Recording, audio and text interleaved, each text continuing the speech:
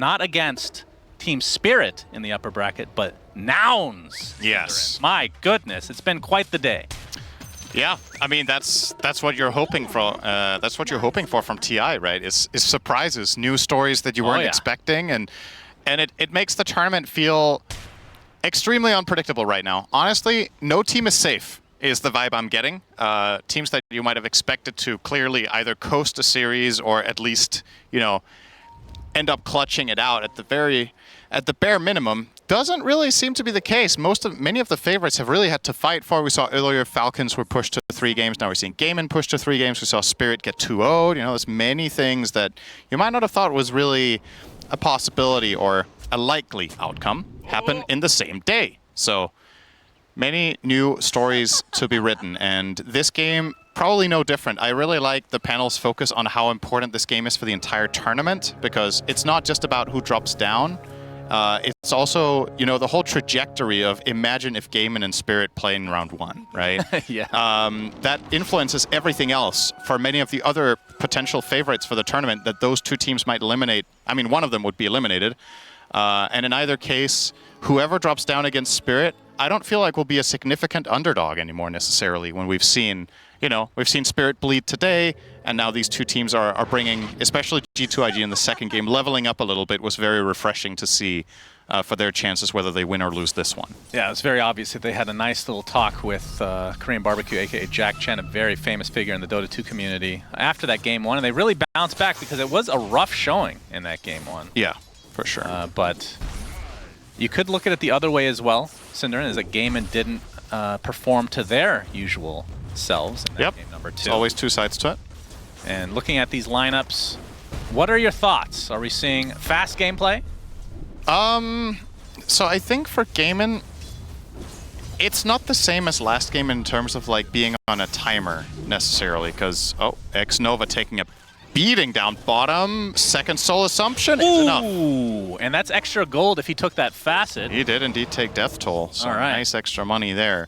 So yeah, what I was gonna say was there's a potential for this bottom lane to be very explosive. I think Marcy Visage is a incredibly strong lane against Ench as well as Lina, because both heroes have a little bit of a hard time fending for themselves when they do get displaced, which is what Marcy does best. So they've got to be very careful not to bleed too much down there. As for GG, just play it very aggressive, keep the momentum up. It's a bit harder to feel a clear timing in this game when looking at both drafts. Then I felt last game was rather obvious, right? This time around, there's a lot more. Oh, hang on, Baboka. Oh, damn, they're getting really low up here on both heroes. Gaimin Gladiators playing super aggro. Duracho on Windranger will not have the same stress on him as he did in on Alk in the last game. I think Windranger can be a super late game carry with 6 slots. I can easily get it done. And this time around, the wild card for me is Tofu not playing Sniper. He's playing Marcy. This hero can carry games from the 4 position in a way that Sniper cannot.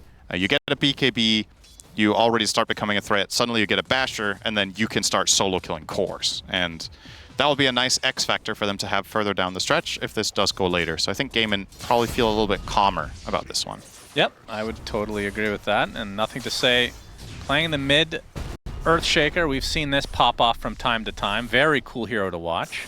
Yep. It is against a Storm Spirit, which can, at this level, start to bully a bit, but nothing to say is off to a pretty good start in terms of CS, leading the way against Quinn, just slightly at the moment. Yeah, we'll be forced to buy a healing salve here, though, so that's already some net worth lost, if you will, against Quinn, and an expected outcome. Arrow top from Baboka, not even remotely close. And Duracho will get the Lotus. You scared the cameraman. Really useful co-caster we have here. Gotta keep your eyes open. Next time it's gonna hit. Yeah, we'll see. Finally seeing the separation of the Shadow Demon and Mirana, it feels like. That has been, I believe, in the same side for game number 1 and 2. Yep, that is correct. And also, something unusual about this, I mean, it's early days, but we've seen a lot of Kunkka do very well in the offlane against these ranged carries in the first few waves and start building an advantage. He is losing significantly here on JT. And that has not been the story of offlane Kunkka most of the time. So that is good news for the side of Gaimin Gladiators that Dyrachio's doing this well. Let's talk about that a bit, because Kunkka has changed quite a bit in this last big patch in terms of his innate and whatnot. But if you're off to a rough start in the off lane as Kunkka, how much comeback potential do you have in this meta? I mean, as long as hold that thought, because Monet is getting aggressed on another soul assumption to come, and even more extra gold for Ace. Off to a very good start in this game. I think this lane is very likely to... I'm not going to say it's going to decide the game, but it's going to decide what style G2.iG will have to play come minute 10. If this lane is a disaster, as it is, it's not there yet, but it's definitely not looking too hot. Monet's recovery curve might be multiple minutes longer than you had planned, and that is not good news when you're playing against Storm and Visage as Lina. So definitely looking to potentially help that lane with Mirana. Leaving Kunkka alone against this lane does not feel nice though, but we'll see what they choose to do. For Kunkka, if the lane doesn't go too hot, you get 2 bracers, phase boots, you can farm a couple of stacked ancient camps or some sort of jungle and ultimately get to your blade mail, which is probably his item of choice here. Playing against Wind Ranger, Visage, and Storm, it seems like a nice purchase. Yeah. Good damage onto Baboka here. Torrent will miss. Shadow Poison stacks, 2 at the moment. 3rd will be there as well. I don't think he's going to get that 4th, which I think would lead to a kill if he was able to. Tofu is really fishing for them bottom. He's just waiting for any moment of opportunity, but they did dodge it that time. And what about Visage as a hero right now? Obviously, you talked about the lane being really strong. This is a hero that buys auras generally. Ace is one of the best in the world at playing this hero. Feels like they're very set up for him to have a great game. Yeah, how much counter potential does G2.iG have? Ironically, I don't think this, from my perspective, is one of Ace's best 5 heroes. He's just he's really good with so many at this. He's really good with a lot of aura heroes, so you just think of him. But I think there are other heroes that suit him better, and that also makes the pick more interesting to me. I think specifically they were looking for something like they were talking about the Lina. Maybe that matchup really spoke to them with the Marcy combination as a lane. What do I expect from him? I mean, he's probably just going to go...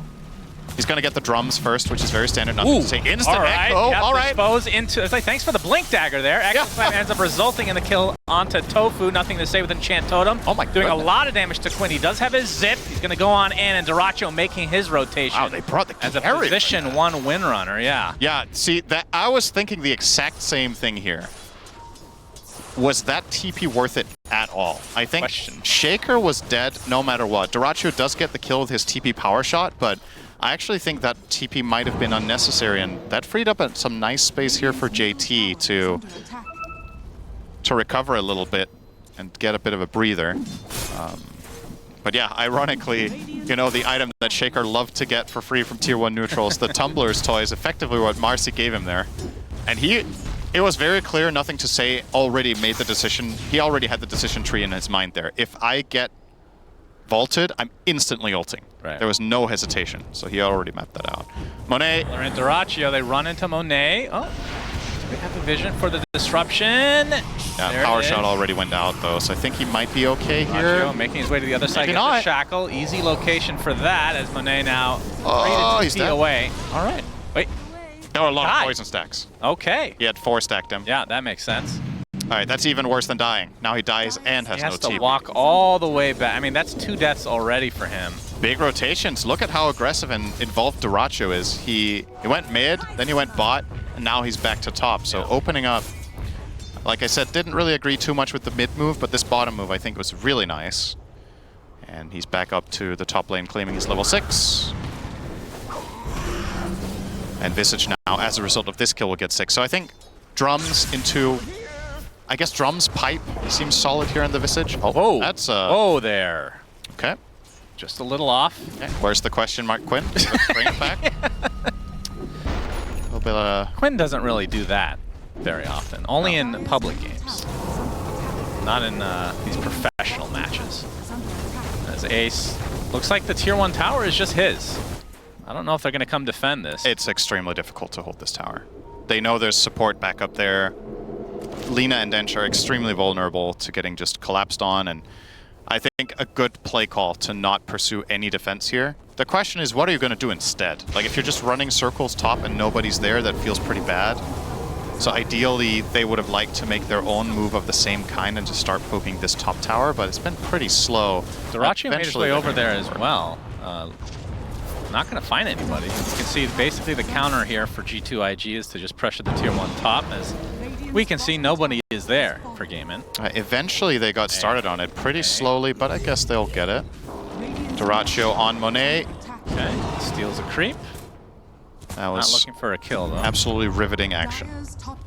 Top tower will fall, so tower trade at the end of the day, not looking too shabby there for G2.iG, honestly, considering how that started out. I thought they were just going to lose a tower for free, but they do get a trade of their own. Dyrachyo just wasted so now, much mid time, is where the action is going to be at. Will Gaimin collapse? A classic Gaimin. Take the safe lane tower, bring your offlaner with either a Ravage, or in this case, the Visage with drums. Bring that into mid, kill the mid hero, and take that tower. G2.iG have to see this coming right now. And, well, see nothing to say post-defensively. Indeed. He's still walking a little bit forward here. It's almost like he's baiting them to try him out. There is an Enchantress nearby. X-Nova level 4 right now at almost a 10-minute mark, so a bit under-leveled. Oh, this is a good move from Gaimin. Monet, perfect read that he's in this camp right now. Quinn looking for the rune, but Monet is the one getting ganked. He's going to spot them first. Shadow Poison gets the vision. Disruption with the familiars nearby is going to be an easy cleanup. Death number 3 Such on a nice Monet. gank. That was really, really nice. Torrent? Might turn into a good old-fashioned team fight as Celery looks like he's going to take a boat to the face. Soul Assumption doing a decent amount of damage against X-Nova, but Celery's going to be able to die. Well done to him, as Tofu might be next, trying to apply as much pressure to Baboka as possible. It's going to go and kill the way of Ace. So it's a 2 for 2 as X-Nova continually takes Soul Assumptions over and over and over. As the nice. Torrent might have saved familiars. No, Soul Assumption from far away is Ace. Oh, no way. Double kill, TP attempt. Oh. But he will die. Wow, in the midst that was of it. so close. That resummon into double bird stun to try to TP out in front of Kunkka was really cute, but Monet was there and the Centaur as well. So all said and done, I mean, I really like the gank on the Lina. Ultimately, I think this is a relatively even trade. But Ace losing a second set of birds definitely does suck. Now he's going to respawn with no birds for a minute and a half. Makes his hero feel extremely frail and weak. But still, a 2k lead for the Gladiators is solid. I think the current game state, Dyrachyo, also worth noting, had a lot of time to himself up top, so he's just been farming up a storm. Yeah, well, nothing to say now, has his Blink Dagger on the way, and I'm assuming they're going to try to use this to try to create as much space as possible for Monet to get back in this game, because he is bottom net worth in terms of the cores in this game. I mean, he's been getting bullied constantly. We'll see if that creates enough pressure. Let's game in. I'm not sure if they're going to be surprised by this. 12-minute Blink Dagger. With the Earthshaker missing now. Yeah. Celery broke it. Yep, Celery. Okay, that is the shortest smoke of the game. Okay, very nice. Of the series so far. Arcane Rune is denied by the Satyr. Starting to mount some pressure. They really want to put some pressure with this. Oh, nice the arrow action. Disrupt. But the disruption from Celery on the Echo? north side. Yep, Echo with the creep wave. That is a lot of damage. Quinn evaporates. Really heads up play there. They wanted to go and push this tower anyway because of the siege creep, so they bring in the Ench with a Satyr from the side, and they find a nice combination with the level 1 fissure into arrow. Not even a guaranteed connection. Force out the disruption and then the timing on the wave. Could not have been any better there for G2.iG. Beautiful stuff. They will not get the tower, but they get a core kill and they force rotation, and that is space for Monet, which is sorely needed. As he, when is the last time this tournament we've seen Lina in 6th? Yeah, it's not great. Not where the hero wants to be. The mid laner for Gaimin, Mr. Quinn, around the same net worth. Yep. And the fact that JT has bounced back so aggressively on that Kunkka as X-Nova is spotted, will eventually be taken out. It's going to be a bit of an annoyance. Soul Assumption into a couple right clicks will do it. Almost felt like they were trying to give the kill to Visage there for the death toll. Well, actually, wouldn't be the worst thing in the world. Definitely not. He is very rich. Haven't really talked about that. Ace, obviously that exchange down bottom that turned into a relatively even just exchange of like 4 or 5 heroes. He came out on top on a lot of those kills, and therefore is sitting on the 8k net worth. Drums as well as Vlad's now starting to work on that expected pipe. And this move mid is really, really crucial. And IG know this. They're bringing heroes in spades here to try to hold this, but Ace might get a flank. Oh, he's getting pinged out by Baboka. So does realize this is dangerous territory. But look at where all heroes are placed on the map at 14 minutes. That was like a 5-on-5 with everyone in the center of the map. They've been watching some replays, I'll tell you that, against the Gaimin Gladiators. Because this is a very standard move from them. But you can see the Lina starting to go up the charts now, ahead of Quinn. So Quinn is now the bottom net worth for cores, despite getting that last kill, in fact. But yeah, Monet is going to have a much better time getting back in this game now that he's got that Maelstrom. Ace looking for a flank, but there is a nothing to say hiding. He's got his Echo Slam, and he's going to use it onto 2 with the Fissure to follow. Do they have enough damage to take out Visage? Yes! Ace is dead. Tofu next. Beautiful Baboka bait. Gets the double kill. Masterfully done. You really gotta say, like, G2.iG woke up after game 1. I'm very impressed with how that game, so many things went wrong, and they were able to reset entirely and make this a competitive series. It feels like plays like this would not have been orchestrated and communicated that well in the first game. It's just, it's on a different level. It's like we know this team is capable of great things, but it's just so hit or miss across the year. But when they do hit, they're able to pull off things like this, and that one was huge. It was Ace dying. That's the biggest kill on the map. I mean, just look at their lineup. The names. These are huge names in the Chinese scene. The fact that they've been kind of struggling from time to time has been more of a surprise than anything this calendar year. But Jack Chen, Korean Barbecue, always finds a way, Cinderin. Yeah. And Ace, they still have not taken this tier 1 tower down, and they're going to have to wait even longer. Yeah, Kunkka is starting to reach a very concerning point for the Dire side, where if he goes in with Blade Mail and his boat is running, I actually think they can't really deal with him. They have to kite him out and wait, focus on other heroes. And considering the start JT had, him being top net worth in his team now is a very good look for him, obviously. Now, as we are singing G2.iG's praises, still should keep in mind that Gaimin Gladiators are doing very hot on Duracho in this one. Top of the net worth together with Ace. The next 3 obviously on the side of the Radiant. But a lot of the net worth that G2.iG do have on Gaimin is supports. So can they convert this 1k support lead into a meaningful item that will make a difference? Remains to be seen. So well, now we have an Orchid on Quinn. Yeah, that's a big item. Allows him to solo kill Lina. If you can find her. Yeah, that's the big if. Getting that vision out. Of course, it's going to get incrementally harder as she gets the Gleipnir, but until then, there is a moment of opportunity. And when you do buy this item on Storm, I think if he ends up just chilling and farming a lot, it feels kind of bad. When you buy this item, you want to activate your hero with your teammates and really play around Visage.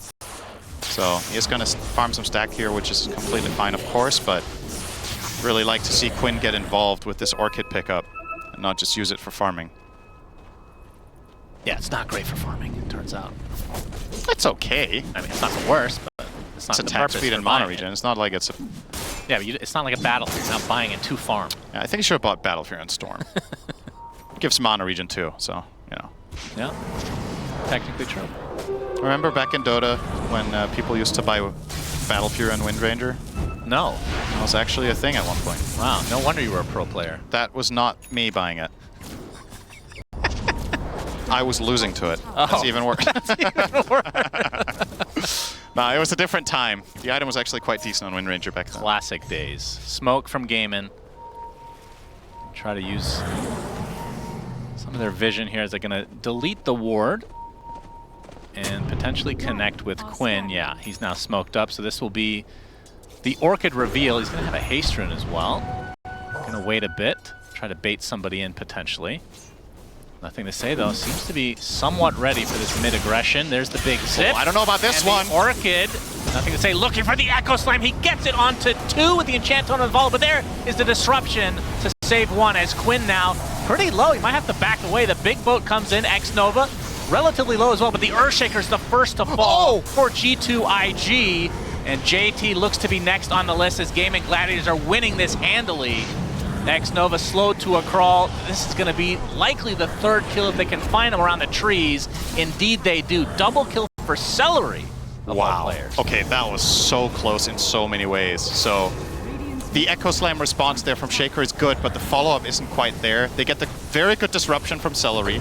Duracho gets his BKB off that. Like the panel was talking about, they were hoping he would go Maelstrom BKB and then not immediately get the Gleipnir, and that's exactly what he did. Without BKB there, they lose this fight. He comes out, he gets immediate BKB off. The Laguna Blade is dodged by Storm Zipping, so that did 0 damage. That might have killed Quinn. So many little things there for Gaimin Gladiators just came together beautifully, and they end up getting 3 kills in a tower.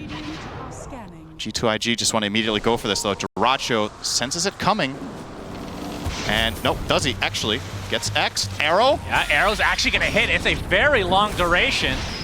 LSA into Laguna Bay, but again, Disruption comes out for the potential save. Fissure blocking this into 2 separate fights, it looks like. Oh, that's Monet getting focus fire. This is so much damage from Duracho. Whirlwind is going crazy. They get the Mirana. Monet very low in the tree line. He will eventually be brought down as well. 2 kills for Gaimin as JT limping away. Make it a third as Xnova's picked off. JT looks to be okay, but great fight from Gaimin Gladiators. They are up 8K already. That was, I mean, this game is pretty similar to game number 1 in a lot of ways, right? They hit their stride around this perfect timing 2 minutes ago, and they just generate an insane advantage in the next 2 minutes. Like, I think this was a 1K gold lead, minute 17. Have we had this conversation? And it's like, you know, it's like game 1 all over again. Yeah. Just out of nowhere, they flick a switch and everything just comes together and everybody is playing really like small details in the fights to perfection to make these fights look so easy and so good. It's not like G2.iG are full-on fumbling the fights and missing everything they've got. They're just missing that little bit of edge that Gaimin are bringing better. And the Shadow Demon, once again, this hero seems to have been really valuable in every game I've seen it in this tournament. Yeah, it has. I really think that's a look out. Long zip from Quinn. Power shot from Duracho from afar, and the Whirlwind to follow, but a nice fissure. The arrow's going to connect onto Quinn, but a shackle shot connects onto 2. Oh no! What a disaster for G2.iG. The Lina is lost. Xnova caught in no man's land. Cancellation of the TP there by Celery. This will lead to the 2nd kill. They do get out with their Earthshaker, but man, that shackle shot was quite something. That is about as long as that shackle can stretch, by the way. If there's like 15 more range between them, it doesn't connect, I think. So perfect once again. It's just everything. Just beautiful, you know? All the little things keep adding up. And now, if we know Gaimin Gladiators right, they are not letting this one slip away. They're going to keep that pressure up. They're going to build this into a tier 2 tower mid. They're going to turn that into a Roche. Now Gleipnir for Duracho is going to make things way worse. They didn't even have to deal with that until now. The silver lining for G2.iG is that they finally get the Axe on Shaker, but honestly, I don't really know how much that one is going to do, because it doesn't feel like he's going to have the freedom of mobility in the fights to actually jump around. He has to be very selective with jumping in aggressively, with the amazing counterplay that that Gaimin Gladiators have in the burst. Yep, this is ballooned out of control. Celery has Greaves. Okay, so they have Boots of Bearing, Vlad's, Pipe, and Greaves, and Solar Crest, and Gleipnir. And they have control of the enemy outpost, which they're going to use right now to get the Gleipnir onto Xnova. Annoying target to kill, but they have the damage, no doubt about it. More gold for Visage. Wait, do you get if you get the kill with Soul Assumption, or with Soul Assumption being cast recently? You have 3 seconds. 3 seconds of a 3 seconds after it connects on the hero. So as long as Visage just is involved. He's gonna get fissured. Arrow is coming. Oh, this looks like a kill. This is really big. Yeah, that's a huge for one. G2.iG. That was without even echoing. So they could still take a follow-up team fight now. Celery doesn't seem to be too scared. That's because he has the Greaves, like he said, at 23 minutes on a Shadow Demon. It's a really tough kill. And Duracho, he finds a lone little Baboka. So ends up being a 1-for-1 trade, but definite favor for G2 there. Duracho is so farmed. And this is despite him making those earlier moves that we talked about, right? Where he sacrificed a lot of CS to go mid, to go bot, and then his team has paid it back in full by just letting him play top for a very long time where he was farming a ton. And then he, in turn, is joining back into fight. So 260 CS, minute 24 on Wind Ranger, not bad. Yeah, pretty good. Is that about 11 a minute?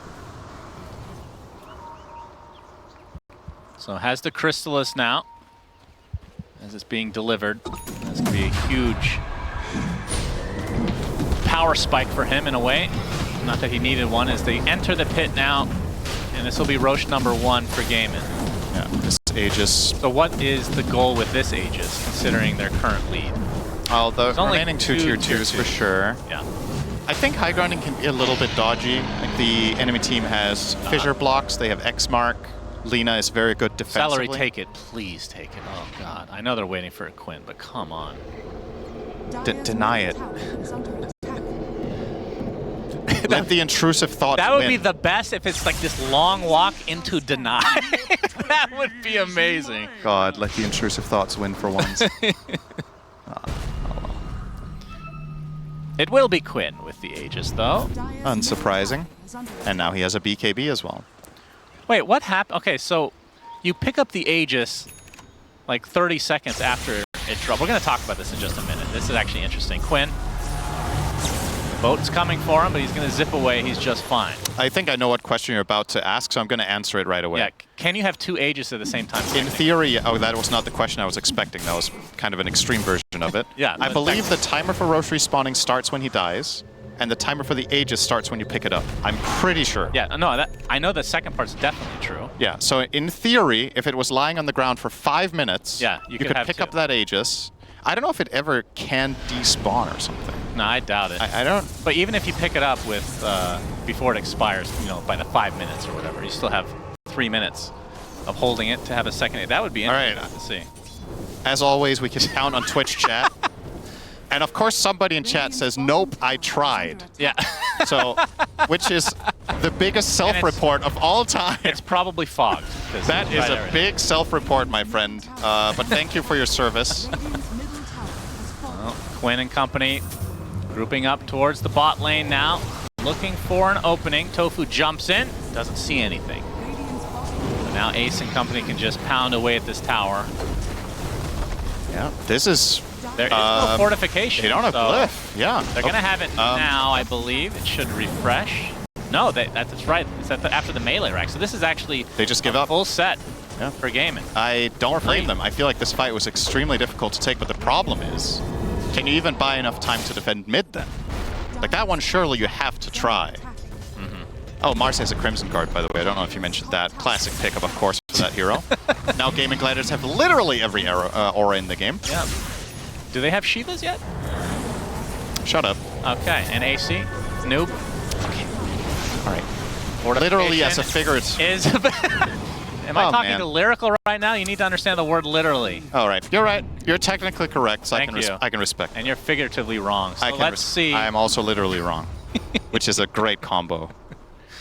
Well, sure is. And G2.iG side stuck in their base. Yeah. What do you think of Baboka's choice to go triple Bracer Vlads into MKB Mirana? That's pretty normal in this patch. I feel like I mean, we've seen it, and it wasn't MKB. I think it was Daedalus in the match that I was watching. I forget who that was. But yeah, I mean, universal hero, greedy support, can actually scale. It makes sense. Yeah. Just makes you wonder if they don't need some utility items that he could provide aside from Vlads, but... Damage is what they need, Cinder. Yeah, all right. Really. Lina also working on MKB. They really need to kill this Wind Ranger is the call. Now, fight will be brought to them. Okay, nothing to... Oh! That looked like it could have been a really good echo, but he had no follow-up, so he will BKB TP out. That is likely an opening. What was he expecting? I actually genuinely don't understand. Was he trying? Maybe he was trying to break a smoke. Like he thought they were going to smoke, and he just wanted to jump in, break it, blink out, and then get away. But that was a little bit wild. But there's still a tier 2 top. I didn't realize. Not They're going to take the enemy wisdom. Was that just 3 wisdom runes that X Nova picked up just now. Wait, what? What? What? I don't know if I've seen 3 before. Wait. That's crazy. I can... Okay. Well, Gaimin did not want to go back for them. They have not been back in their side of their that river. That's not English. You know what I'm saying. Let's move on. Here at TI. There's another aura. Yep, now they have literally every aura except Shiva's. They're almost there. Yep. Surely there's another aura after the fact. Arcanist armor. So he gained 3 levels from those apparently. Quinn. That's kind of nice. They get torrented. Still has the Aegis for 30 seconds. Nice decent amount of damage. Disruption eventually comes. And Ace, I believe, just spawned his gargoyles. This tower is about to get dropped. Surely they just deny it here. The next zip in, as the JT is fine to just get these shadow poisons.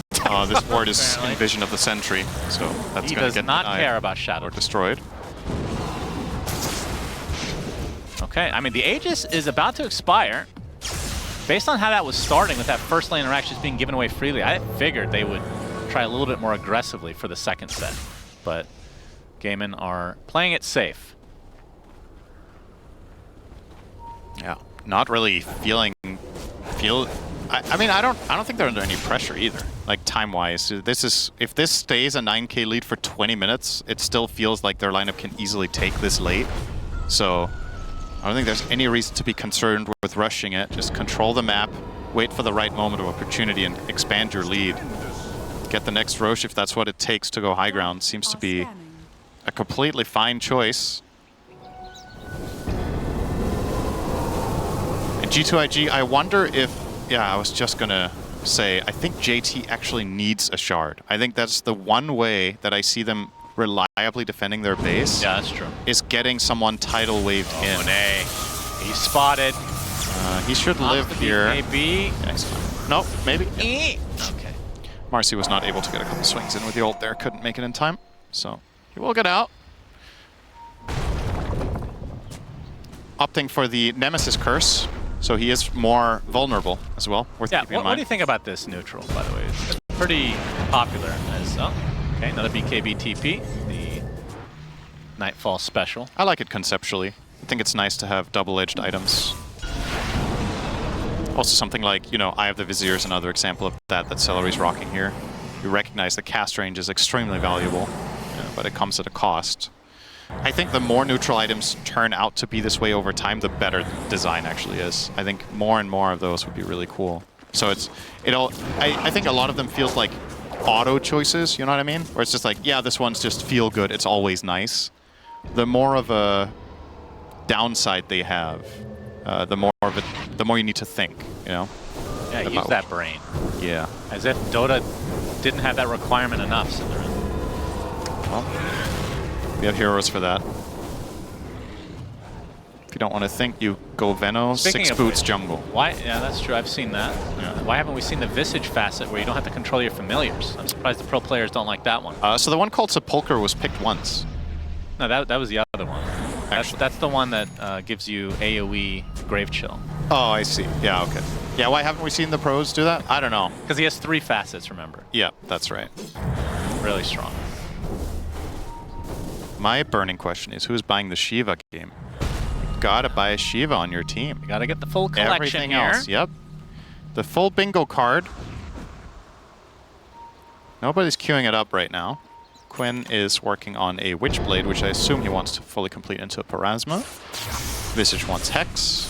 Thought maybe we would see Ace go Ags to try to hunt the Lina and get a flank angle, which can be extremely annoying for her as well as Shaker. Yeah, there's a really cool Ags. But is opting for the Scythe. Shadow Demon got a dagger. I mean, Celery is... It's not like he's that much richer than the Ench, it's just the impact of his items. It's just so noticeable. Okay. Well, Quinn had to use his BKB. He's going to find a lonely Baboka. Arrow actually will hit, doing some decent damage as support, and eventually will get that kill and have to TP out. He has the gem on him as Roche now spawns. So let's see if they kill it and just leave the Aegis on the ground for 5 minutes. Perhaps we'll see that here. Nope, I tried. Do you give this to Windrunner instead of Storm? I don't think so. Although, based on their map movements, it seems yes. So I guess they want to use this to just siege high ground with Windranger, having that extra safety. Yeah, I was going to say Storm, obviously Aegis is unbelievably good on it, but you're not hitting buildings with this. Yeah. I guess this is a nice layer of protection against the Kunkka Shard. Now Dyrachyo has a little bit more leeway as he is going to siege. So, sure, that's fine. And we got Roche's banner to help their cause as well. And it looks like an Aghanim Scepter now for Mr. Dyrachyo. Will block a lot of physical damage and grants him invisibility when he's windrunning, so nice for the hero versus hero matchup against Lina right click. Guess against Shaker and Chant Totem it's kind of nice too. X Nova, what is he doing here? What is he doing? TPing out. Okay. Good choice. He just wanted to see the world a little bit. Yeah. And he chose the most boring vantage point to see the world. Doesn't feel like they've crossed the river in quite a while. Oh, this Tormentor! Oh, that would have been embarrassing. Oh, if that was BB Team, the game would have ended. They would have died 2 heroes and Gaimin would have pushed. Quinn finds JT. Ooh, the cancellation of the teleportation into the shackle shot. They don't really do that much damage to him because Kunkka's very tanky these days. Finally, some reinforcements. Tofu. Okay, you can see the Demonic Purge onto JT, so no Crimson or anything of that nature for him. Finally will drop as more heroes are just dropping like flies from G2.iG. What kind of a fight was that? That wasn't they get even 2 buybacks, and now it's a 3 versus 5, not including the Aegis. That was the DLC to Lemmings. Wow. They just... That was so weird. That was the weirdest fight. How does the game end like this? After all of that? All right, now the Roche's banner in the top lane. Going for the Megas is Gaimin. There is a fortification, which doesn't look like they're going to use for the tower. Maybe they concede these and try to go against the Megas. Dyrachyo always going in with that Aghanim Scepter, invisible, gets the shackle shot onto the Earthshaker. He's dead! No buyback for nothing to say. And Gaimin Gladiators just all of a sudden win this game. GG's called. All right. What a weird ending, my goodness. Yeah, all right. Game 2, it happened, and they moved on. And then they said, game 1 is what that's more like.